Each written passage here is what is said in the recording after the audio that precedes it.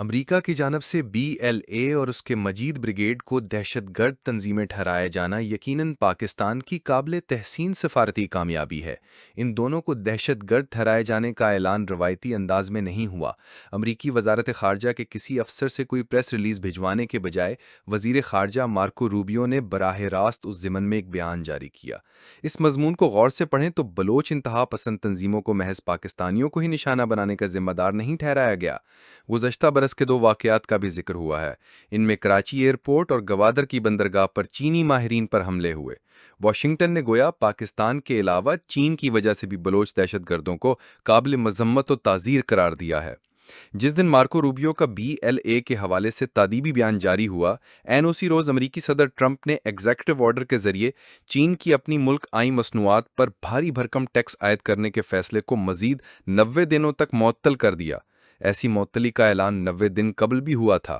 امریکہ نے جب چینی مصنوعات پر مسخرہ خیز حد تک ڈیوٹی عائد کرنے کا اعلان کیا تو چین نے نہایت سخت زبان استعمال کرتے ہوئے اپنے ہاں آئی امریکی مصنوعات پر بھی تقریباً مساوی ٹیکس لگانے کا اعلان کر دیا۔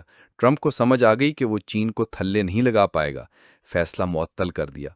چین کے حوالے سے اس کی سب سے بڑی مجبوری وہ مقناطیسی چپ ہے جو موبائل فونوں پر استعمال ہونے والی سم سے بھی کہیں زیادہ چھوٹی اور تقریباً نظر نہ آنے والی ہوتی ہے۔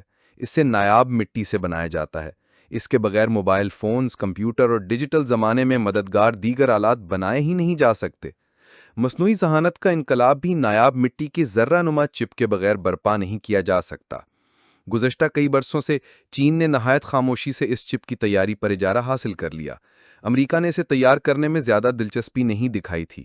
ایسی چپس کے حصول کے لیے عموماً چین سے ہی جدا ہوئے تائیوان کی کمپنیوں کے ساتھ شراکت داری میں انہیں تیار کرتا رہا۔ چین کی اس تناظر میں اجارہ داری نے اب اسے حواس باختہ بنا ڈالا ہے۔ اسی باعث صدر ٹرمپ اب دنیا بھر میں نایاب مٹی کے ذخائر کو دیوانوں کی طرح ڈھونڈ رہا ہے۔ اسے قوی امید ہے کہ پاکستان کی زمین بھی ایسی مٹی سے مالا مال ہے۔ ہماری خاک گویا بھاری بھرکم اثاثے میں تبدیل ہو سکتی ہے۔ ٹرمپ کی جانب سے چین کی چاپلوسی بھارت کو بہت تکلیف پہنچائے گی۔ رواں صدی کا آغاز ہوتے ہی صدر بش کے دور میں فیصلہ ہوا کہ کمپیوٹر ٹیکنالوجی کی مہارت کی بدولت بھارت اس قابل ہو گیا ہے کہ اسے امریکی سرمایہ کاری کے ذریعے چین کے مقابلے کی قوت بنایا جائے۔ بش کے بعد آنے والے امریکی صدر اس تصور کا متعاقب کرتے رہے۔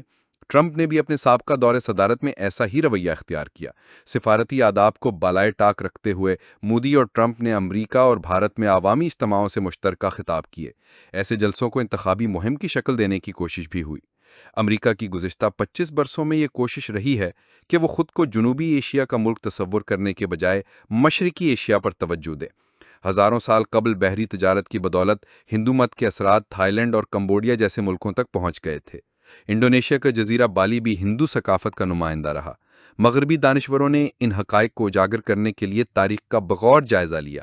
ذہن سازی کے بعد بھارت کو راغب کیا کہ وہ مشرقی ایشیا کے ممالک کے ساتھ مل کر چین کو گھیرنے کی کوشش کرے۔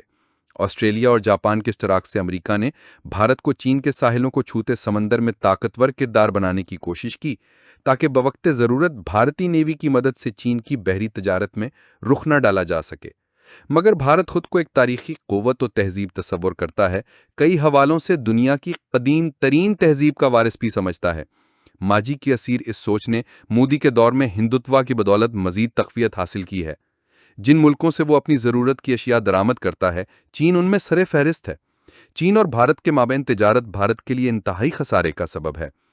چین پر معاشی اعتبار سے کلیدی انحصار کے باوجود وہ اپنے ہمسائے کے ساتھ سرحدی تنازع کو بات چیت کے ذریعے حاصل نہیں کر پایا ہے۔ رواں صدی کے آغاز سے اس گمان میں مبتلا ہو گیا کہ امریکہ اس کی لداخ میں چین بھارت سرحد پر فوجی اعتبار سے موجودگی کو طاقتور بنانے میں مدد فراہم کرے گا۔ امریکہ کی ترجیحات مگر چین کے ساحلوں کو چھوتا سمندر اور وہاں سے ہوئی بحری تجارت تھی۔ امریکی ترجیحات پر توجہ دینے کے بجائے مودی نے ٹرمپ کا دوسرا دور صدارت شروع ہوتے ہی بغیر کسی ثبوت کے پاکستان کو مقبوضہ کشمیر کے پہلگام میں ہوئے ایک دہشت گرد واقعے کا ذمہ دار ٹھہرایا۔